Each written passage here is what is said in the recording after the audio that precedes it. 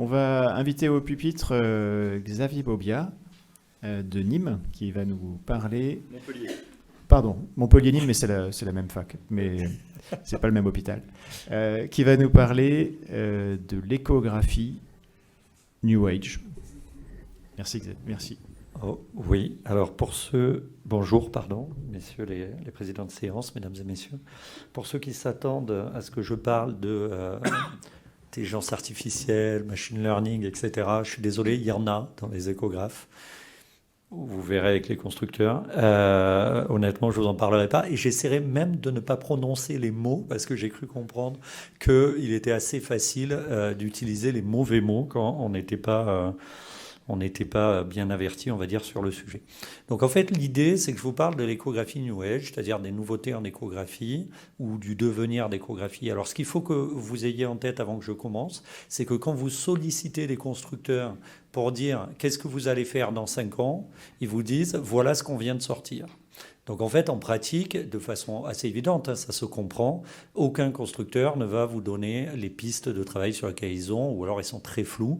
Donc je ne pourrai vous donner que mon avis sur l'avenir, je ne peux que vous donner les choses qui sont un petit peu récentes et qui viennent de sortir. Alors mes liens d'intérêt, et ce que je vous propose, c'est d'aborder un petit peu qu'est-ce que le nouvel échographe peut nous apporter en termes d'amélioration, en termes de devenir. Alors le premier point sur lequel je passerai très peu de temps, c'est la qualité d'image. Alors en fait, pourquoi je vais passer très peu de temps là-dessus ? Parce que d'abord, c'est très technique et que moi-même, j'y comprends pas grand-chose. C'est pas moi qui vais vous expliquer les nouveaux formateurs de faisceaux ou alors les nouveaux éléments piézoélectriques. Moi, ce que je sais, c'est que je vois qu'au fur et à mesure des années, les échographes fournissent une qualité d'image qui est de meilleure en meilleure, avec des qualités, un grain que je trouve hyper intéressant. Et surtout, je reviendrai dessus à la fin, que cette qualité d'image s'applique de plus en plus à de plus en plus de patients. C'est-à-dire qu'en fait, quand j'ai commencé à m'intéresser à l'échographie chez le patient aigu aux alentours de 2003, il y avait énormément de patients où on ne pouvait pas juger vu la qualité d'image, et aujourd'hui, il y en a moins.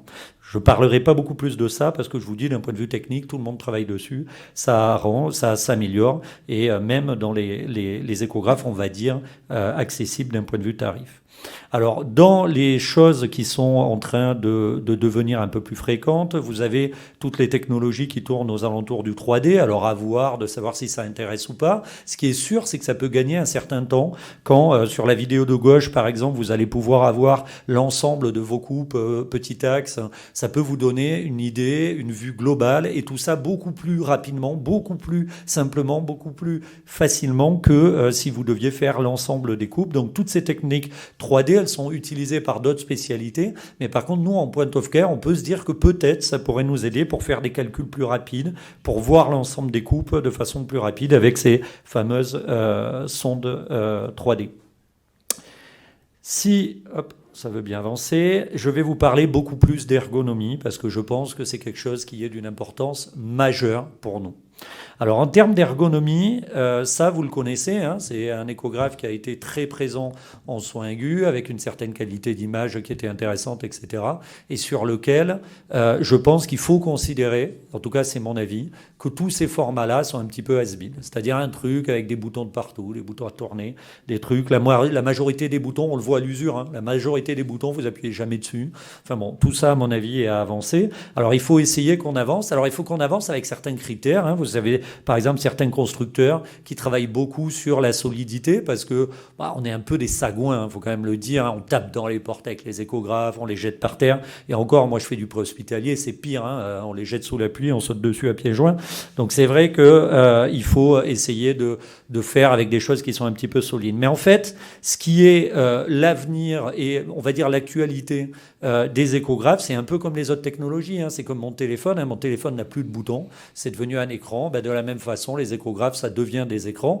Et ce qu'il faut avoir en tête, c'est que la pandémie a largement accéléré cette évolution pour des raisons qui sont des raisons de désinfection. C'est vachement plus facile de désinfecter une surface plane que des petits boutons où vous avez des petits rebords et des choses qui sont difficiles à avancer. Alors moi, ce que je vous donne comme conseil, surtout pour les gens un petit peu âgés ou middle age, c'est arrêter de penser que parce que ce sont des tablettes tactiles, elles n'ont pas autant de puissance dans le ventre que des échographes comme vous en avez l'idée du gros échographe avec plein de boutons. Petit à petit, ces échographes deviennent puissants et ont maintenant, certains, une puissance qui est largement suffisante pour la qualité d'image, la qualité de tracé Doppler dont on a besoin. Alors, dans l'ergonomie, vous avez l'ergonomie de travail aussi. Alors, vous avez des échographes qui vous permettent de faire des espèces de compte rendus standardisés. Alors là, vous voyez, par exemple, vous enregistrez l'image à chaque fois, vous dites dans quel secteur, et à la fin, une image, il vous dit l'ensemble des choses que vous avez. Alors, sur de la FAST, vous trouvez ça peut-être un petit peu anodin. Sur de l'écho pulmonaire, je trouve ça pas mal, parce que ça donne une idée qui est un peu l'idée globale, un peu comme une radio pulmonaire. C'est-à-dire que là, je vois que il y a peut-être plus de lignes B en basse gauche, etc. Et je peux avoir une vue un petit peu d'ensemble. Donc ça, ce sont des choses qui permettent d'avancer et qui sont assez présents. Ce qui est assez intéressant aussi, c'est que les échographes vous aident dans votre prise de décision juste par des calculs tout simples. Quand vous faites des épreuves de remplissage, on vous dit, si votre ITV il augmente pas de 10 à 15%, vous arrêtez de remplir.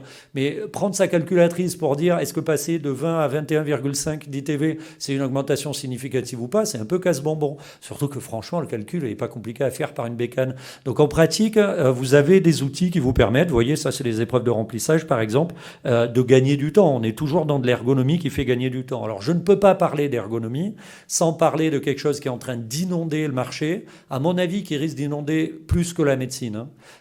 C'est l'échographe de poche.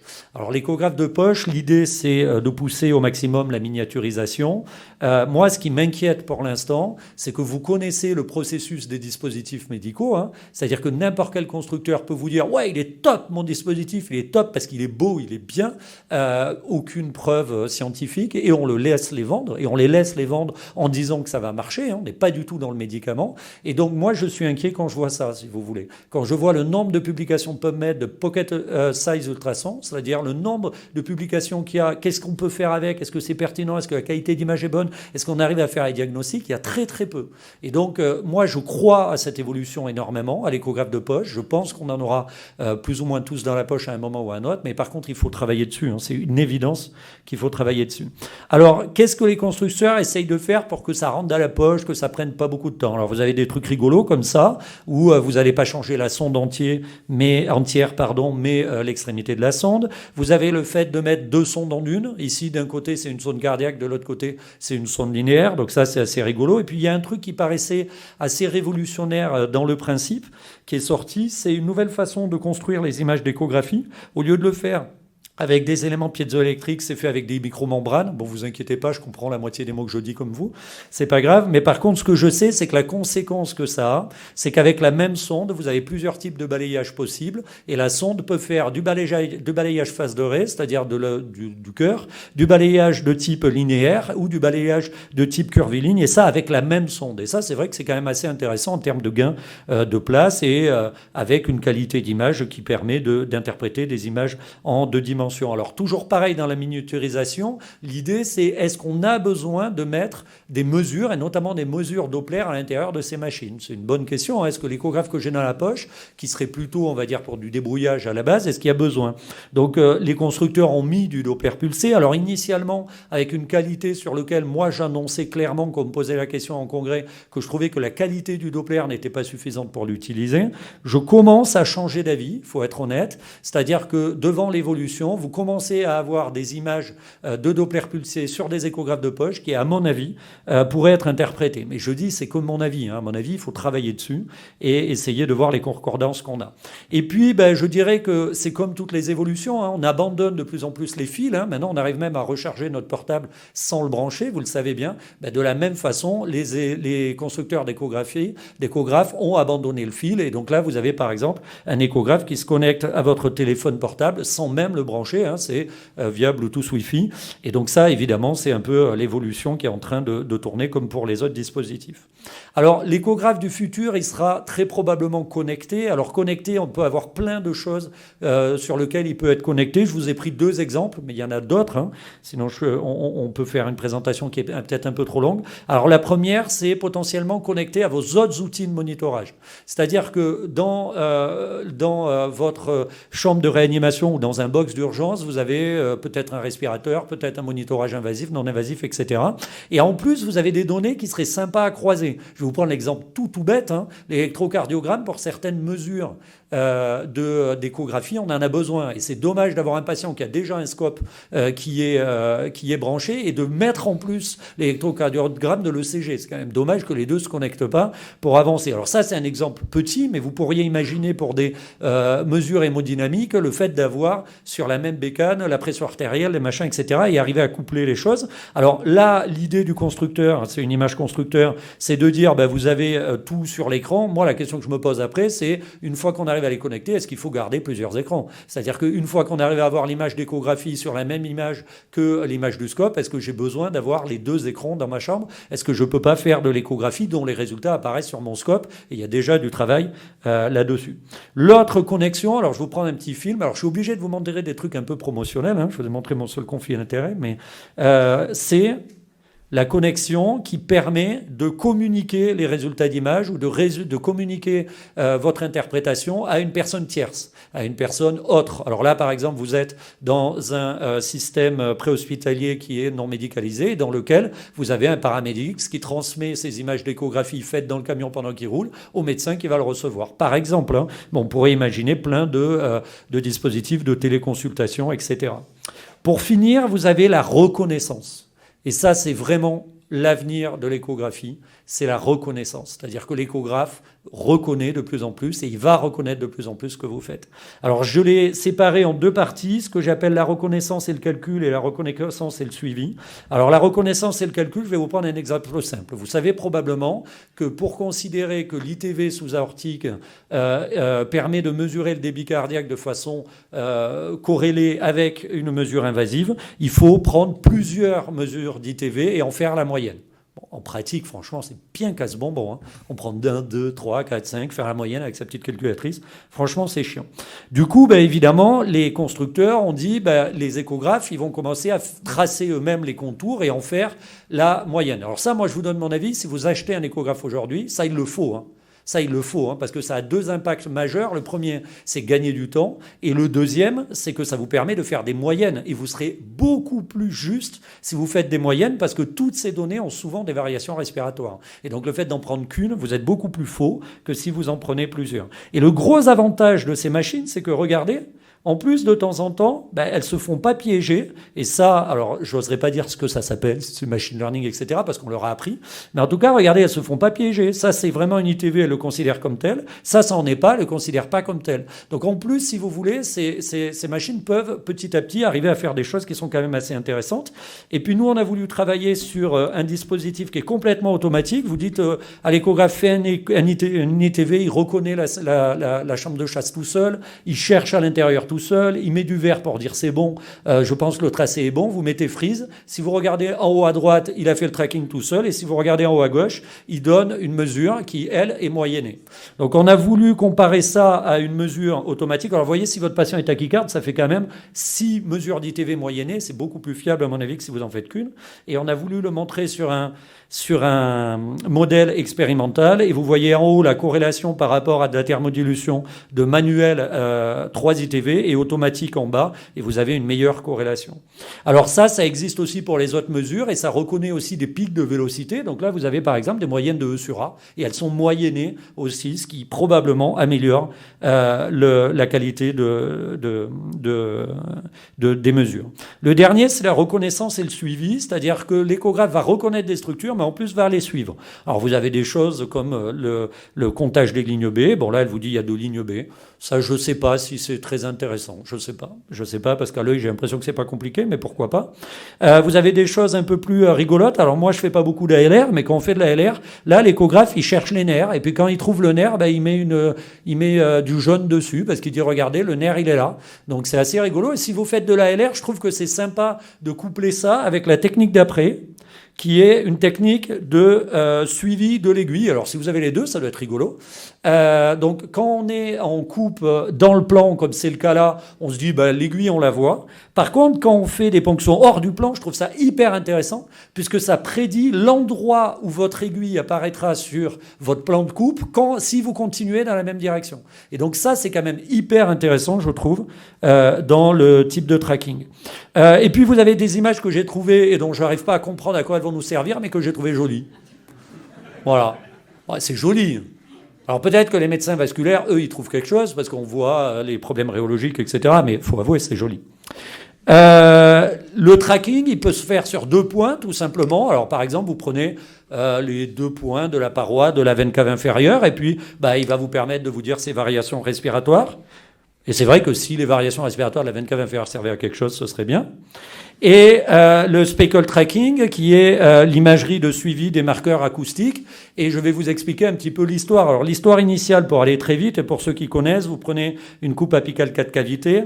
Sur cette coupe apicale 4 cavités, par exemple, si vous voulez faire du strain longitudinal, vous allez prendre 2 points, qui sont en fait des points acoustiques, c'est-à-dire des zones d'image, et vous allez la mesurer ici en diastole. Et puis l'échographe va faire exactement la même chose en systole, quand la valve est fermée. Ok, donc ça, il a besoin de l'ECG pour dire la systole et la diastole. Et il se retrouve donc avec 2 mesures qui ne sont pas les mêmes. Et il va calculer ce qu'on appelle un strain. Et le strain, c'est longueur systolique moins longueur diastolique sur longueur diastolique fois 100%. Donc comme la systolique, elle est plus courte que la diastolique, évidemment, ça va vous donner un chiffre qui est négatif. Et vous avez des valeurs de référence de ce strain. Alors il faut faire juste un peu attention, ce n'est pas exactement les mêmes selon les constructeurs. Ce qui est très intéressant, c'est que vous avez des variabilités de mesure qui sont très faibles. Donc ça, c'est bien. Vous avez 2 opérateurs ou quelqu'un qui le fait 2 fois. Et puis, ça ressemble à ça. Donc vous voyez, vous avez un tracking du cœur. Et puis, il va vous donner une couleur en fonction de savoir si ça bouge bien à l'intérieur ou pas. Voyez, et vous pouvez faire une cartographie, donc vous l'avez en bas à gauche ici, avec des valeurs en fonction des segments qui bougent plus ou moins bien. Et si vous le faites plusieurs fois en 3 dimensions, alors là c'est un autre exemple, vous pouvez faire ce truc de cave, de 3 caves, on arrive à ça, c'est ce qu'on appelle l'œil de bœuf, c'est-à-dire qu'en 3D, il vous dit est-ce que ça bouge bien ou est-ce que ça bouge pas. Et ça, par exemple, en réa, ça a montré que c'était corrélé au pronostic des patients, parce qu'en fait, ça permet de dépister des atteintes myocardiques chez les patients septiques avant qu'elles soient visibles par des critères plus grossiers, comme la FEVG ou ce genre de choses. Alors ça permet aussi de faire de la cartographie. Si vous regardez l'image en bas à gauche, il y a une partie bleue qui bouge moins bien, et dans l'œil de bœuf, vous avez une plaque akinétique. Donc voilà. De ça, on en dégrade des choses beaucoup plus simples, comme la FE automatique. Donc, vous voyez ici la FE automatique, donc ça traque bien, et ça vous donne des chiffres de fraction d'éjection. Donc ça peut vous faire gagner du temps. Ça existe même maintenant sur des échographes de poche, et avec certains qui vous proposent en 2 coupes d'essayer d'estimer même un volume d'éjection systolique. Alors, je le dis très sincèrement, je ne l'ai pas testé. Il faut le tester pour voir si ça marche, parce que voilà, mais en tout cas, c'est proposé. Et puis, nous, avec l'équipe de Marseille, on a voulu travailler sur le strain dans le poumon. En fait, l'idée, c'était de dire, regardez en haut à gauche, vous avez la plèvre qui bouge, et l'échographe, il est capable de le voir. Si vous regardez en bas à gauche, il vous donne des chiffres, 23, 24, 26. Et maintenant, je vais vous montrer un pneumothorax. On a bien traqué la plèvre en haut, mais regardez en bas, il donne -1, -1, 0. Donc, il y a a priori une différence entre les deux. Puis si vous donnez un point P, regardez en haut, à gauche ça bouge, à droite ça bouge pas, et en bas à gauche il donne des chiffres élevés, et à droite il donne un chiffre très bas. Et ça, on a essayé de l'étudier, on a vu que ça marchait très très bien pour le diagnostic de pneumothorax, et cette diapo me paraît intéressante, c'est que ce qu'on a montré, c'est que ça permettait d'améliorer la pertinence, surtout des gens qui n'ont pas d'expérience. Sur ceux qui sont experts, honnêtement, ça ne sert pas à grand-chose, et c'est ce que j'en pense, c'est que c'est pas mal pour aider ceux qui ont peu d'expérience. Alors pour finir, je vous montrerai le principal piège. Le principal piège de ces outils, c'est quand vous ne pouvez pas les corriger. C'est-à-dire qu'en pratique, il faut absolument que vous soyez capable de dire à la machine, là tu traques bien, là tu traques pas bien. C'est hyper important. Alors je vais vous montrer un outil qui, à mon avis, est déjà pas mal dans l'intermédiaire. Ici, si vous regardez, il y a un moment où le trait est jaune et il y a un moment où le trait est vert. Au moins, quand le trait est jaune, la bécane vous dit attention, je suis pas sûr de faire le boulot comme il faut. Et en plus, cette bécane, elle est capable de vous dire des fois c'est rouge. Elle dit oh là là, faites attention, là je crois que je fais une bêtise, donc ne tenez pas. Donc ça, je pense que c'est le minimum. Il faut que les machines puissent nous dire ça. Et puis le mieux, Ça va être de le corriger soi-même. Alors ici, ce sont des gens qui calculent manuellement ou automatiquement de faire des fractions d'éjection en 3D. Et ce que montrent les auteurs, c'est que manuellement, c'est plus long qu'automatiquement, et que automatiquement, avec correction humaine, c'est à droite, c'est un temps intermédiaire. Et quand on regarde les corrélations, manuel par rapport à automatique avec ajustement, évidemment, c'est automatique avec ajustement qui marche le mieux. Et donc, comme dernière vidéo, je vous montrerai celle-là. Regardez ce que fait l'opérateur. L'opérateur, il est en train de changer le tracking de la machine pour lui dire où est-ce qu'il doit se mettre pour bien avoir. Donc je pense que l'avenir, c'est clairement toujours avoir un contrôle là-dessus. Donc pour finir, l'échographe du futur, pour moi, il permettra des résultats interprétables chez la plupart. Il sera ergonomique, il sera connecté, il reconnaîtra, il suivra, il analysera. Mais par contre, et c'est ça le plus important, nous contrôlerons, nous corrigerons et nous interpréterons. Merci Xavier. Pour les quelques-uns d'entre nous qui ont des cheveux blancs, vous vous rappelez, il y a 30 ans, la Swan, où on passait des nuits à se demander comment on allait faire monter ce satané cathéter. Les premiers échographes avaient un permis de pilote de chasse.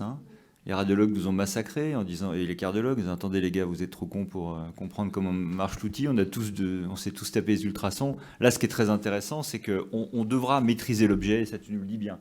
On n'aura jamais une échographie foraine. Mais en revanche, on va sur la fusion des données, on va sur l'identification des questions qu'on se pose et sur la simplification à l'extrême de la question qu'on se pose. Donc en fait, le maître mot, c'est quelle question on se pose, ça n'y coupera pas, et la capacité de se projeter. Puis je finis, c'est très intéressant, ton écran réa où on voit, je comptais rapidement là sur l'écran du fond, on a une quinzaine de variables. Tu rajoutes l'écho, on voit bien qu'on est parfois en surcharge cognitive. Vous rajoutez les bruits, donc on voit bien que ce qui nous importe maintenant, c'est d'être capable avec un peu d'IA de faire sortir les deux données hyper importantes. Et si je fais une analogie avec les pilotes de ligne, c'est toute proportion gardée, presque la même chose. Qu'est-ce que ça va m'apporter ? Je ne savais pas que, en fait, tu avais des sondes 3 en 1 maintenant. C'est-à-dire que tu prends une sonde et tu peux faire... ça, je ne sais pas du tout. Ouais, ça existe. Alors en fait, le principe est vraiment que la construction, c'est-à-dire l'émission et la réception des ultrasons ne sont plus faits sur le même principe qu'avant. C'est-à-dire qu'avant, on était sur des éléments piézoélectriques qui sont la même chose que vous avez dans le haut-parleur et dans le micro de votre téléphone. Il y a des choses qui changent un petit peu. Et donc l'idée est de dire une même sonde peut balayer de façon différente. Alors en fait, c'est pas si révolutionnaire que ça, sachant qu'il y avait déjà un petit peu des développements dans ce sens-là. Mais c'est vrai qu'un des avantages, c'est que si on le couple avec le principe de l'échographe de poche, qui est d'essayer d'avoir l'échographe toujours sur soi pour l'avoir au moment où j'en ai besoin, c'est vrai que ça permet, sur un truc qui est petit, d'avoir un petit peu un espèce de couteau suisse. Après, il faut bien essayer de voir l'analyse qu'on peut faire de ces qualités d'image, etc. Je le répète encore une fois, il faut tester ces bécanes. Il faut vraiment les tester. Et il faut les tester avec des méthodologies scientifiques, etc. Il y a des choses qui marchent très très bien. Je vous ai montré la mesure automatique de l'ITV, par exemple. Ça, moi, je trouve que ça marche très bien. On l'a testé, ça marche bien. Puis il y a des trucs qui marchent vraiment beaucoup moins bien. Mais souvent, les dispositifs qui marchent moins bien, c'est parce qu'ils ne nous permettent pas de les corriger. Nous, on voit qu'ils font des erreurs et on ne peut pas les corriger, quoi. Donc ça, c'est un peu frustrant. Oui, ça ramène l'expertise. Okay. Remarques ? Oui, écoute, c'était vraiment un topo magnifique, et puis on voit vraiment que les constructeurs se sont emparés un petit peu des problèmes ergonomiques et les problématiques des cliniciens, et ça, je crois que c'est vraiment une très très bonne chose. Il y a un élément, je pense, et là je pense que c'est un petit peu notre travail d'enseignant, c'est que ça devient tellement facile, notamment pour nous qui avons appris... on va dire, les ultrasons un petit peu à la dure, avec des critères de qualité, c'est de réapprendre aux plus jeunes pourquoi est-ce que c'est important, qu'il faut bien mesurer l'ITV dans la chambre de chasse sous aortique et par ailleurs, pourquoi est-ce qu'il faut moyenner, et ça, je pense que c'est vraiment important, parce que ça devient tellement simple, tellement intuitif, que finalement, ils ne se posent même plus la question. Or, nous, en fait, dans cette espèce de contrôle qualité qu'on a fait quand on a appris les ultrasons, eh bien, on nous tapait sur les doigts lorsqu'on n'était pas bien aligné, lorsque l'angle dépassait tel ou tel degré, etc. Et tout ça, ça ne doit pas se perdre, parce que c'est des éléments qualitatifs et qui vont permettre aux opérateurs de vraiment contrôler la machine dans les rares cas où elle déconne. Alors en fait, c'est pour ça que le premier mot que j'ai mis sur notre rôle, c'est nous contrôlerons. Et je suis tout à fait d'accord avec toi que pour contrôler, il faut comprendre qu'est-ce qu'il faut faire et qu'est-ce qu'il ne faut pas faire. Et d'ailleurs, je reviens sur ce qui a été dit tout à l'heure. Moi, j'avoue que travaillant beaucoup sur l'écho et étant beaucoup dans ce contrôle, ce qui me fait un petit peu peur dans tout ce que j'ai compris de ce qui a été dit avant, c'est qu'il y a des fois où quand vous utilisez ou quand on utilise des algorithmes qui nous prédisent des choses, on est incapable de comprendre pourquoi il le prédit, ou en tout cas, c'est très très dur de comprendre. Et ça, pour moi, ça me pose un souci majeur, parce que pour moi, l'évolution de la technicité, de l'intelligence artificielle, etc., passera toujours par notre contrôle pour voir qu'il n'y ait pas des choses aberrantes ou des choses qui ne nous paraissent pas intuitivement adaptées. Et du coup, quand on comprend plus, je pense qu'on ne peut plus contrôler, et quand on ne contrôle plus, je pense que ça marche moins bien. Et donc, en tout cas, pour mon domaine qui est pour l'éco, il faut qu'on garde le contrôle, et pour garder le contrôle, je suis tout à fait d'accord, il faut absolument apprendre aux jeunes comment on fait les choses manuellement pour qu'ils comprennent au moins comment ça marche. Et quels sont les principes physiologiques qui sous-tendent les mesures? Ça me paraît tout à fait. Vraiment... Ouais, je sais pas, c'est ce qu'on dit. Il faudrait apprendre la boussole. Quand on a pris la plongée, on avait les cartes de plongée. En fait, je suis sensible à ça. Effectivement, il faut qu'on apprenne les concepts et en tout cas l'importance de faire la bonne mesure. Derrière, qu'en pensent les plus jeunes là? Bon, l'éco, vous êtes né avec déjà, donc sans éco, vous êtes perdu, j'imagine. Hein, tu te rappelles les neurostimes, etc. Vas-y. Moi, je fais partie des anciens. Je me rends compte que les médecins actuellement, les jeunes qu'on a, ils sont très très bien formés d'ailleurs sur le plan technique, ils nous dépassent. Mais ce qui me vient, c'est que parfois, on traite des chiffres et on ne traite pas mal. Il y a un exemple, par exemple, on regarde un scanner cérébral, par exemple, que tu dois connaître très bien, tu as été en neurochirurgie. On regarde un scanner, on dit, oh là là, la catastrophe, il va voir le malade, on ne le voit même plus d'ailleurs. Ce malade, il est catastrophique, alors que le malade est cliniquement bien. Donc je me méfie un peu de cette vision d'un chiffre, et finalement, on finit par oublier le malade. Et c'est pour ça que je reviens un peu à la clinique. Parfois, il y a une contradiction entre certains chiffres et le malade lui-même, et parfois on a des chiffres qui sont pathologiques, et le malade est rassurant. Donc, faut-il traiter forcément un chiffre? Bah, tu sais bien que non. Traiter le patient. Et donc, c'est justement, l'avantage, c'est que l'écho, tu vois le patient. Donc... Ouais. Non, mais je parle. Oui, mais tu as raison, je comprends. Où le chiffre devient hégémonique et on a la dictature des chiffres. Non, mais c'est important. Alors, juste pour répondre à ça, je pense qu'il faut faire lire à tous les internes le papier du JAMA de Glaser Hernandez, qui a comparé une technique de surveillance du sepsis avec les lactates ou avec le temps de recoloration cutanée. Les lactates toutes les 2 heures et le temps de recoloration cutanée toutes les 30 minutes. En pratique, la différence entre les deux, c'est que tu es bien obligé d'aller voir le patient toutes les 30 minutes pour lui faire son temps de recoloration cutanée. Et je pense exactement la même chose de l'échographie. C'est-à-dire que tant qu'on est sur des techniques cliniques où on est proche du malade, le fait d'utiliser les chiffres, je suis d'accord qu'il faut les contextualiser, mais tant qu'on a le malade devant nous, on se rendra compte quand même de ce qui se passe autour du malade. Si jamais ces chiffres, on les a à distance du malade, et tu prends l'exemple du scanner, je suis tout à fait d'accord, mais on pourrait prendre l'exemple des biomarqueurs, etc., il faut quand même se dire, bon, il faut que je le contextualise en retournant voir régulièrement le malade. Ouais, non, je suis tout à fait d'accord. Hein. Le monitorage, c'est clinique. Bien d'accord. Et c'est ça qui fait de nous des médecins et pas des machines, en fait. Hein. Je crois qu'on a beau le dire, mais c'est ça aussi, ce lien qu'on a avec le patient. Et ça, je pense que l'intelligence artificielle pourra difficilement nous le retirer. Ah, jamais. Et je ne parle pas des dilemmes, jamais, ça c'est sûr. Elle va nous aider, mais pas nous. Non, mais l'intérêt, c'est que, en fait, paradoxalement, je pense que ça peut permettre un certain nombre de remettre de l'humain. Oui, tout à fait. Mais encore une fois, sous couvert d'avoir que ce soit des médecins qui soient investis du truc pour que l'IA, elle réponde justement. Ou des infirmiers, hein. Des soignants. Oui, mais soignants sans bien sûr. Ouais, là, on est parce qu'on va mais c'est exactement ça, c'est-à-dire que le gain de temps permis par ces nouvelles technologies doit être investi dans le contact avec le patient, avec la famille, dans l'interrogatoire que les machines ne savent pas encore très bien faire parce qu'il faut suggérer les réponses. Ça, c'est très important. Bon, Julien, je comprends. Oui. Il me reste à remercier notre oratrice et nos 2 orateurs pour ces magnifiques topos. Vous remercier toutes et tous d'avoir assisté. Malheureusement, le temps est toujours un petit peu trop court. On vous invite à nous rejoindre au stand SFAR pour la remise des prix et on vous souhaite une très belle fin de congrès.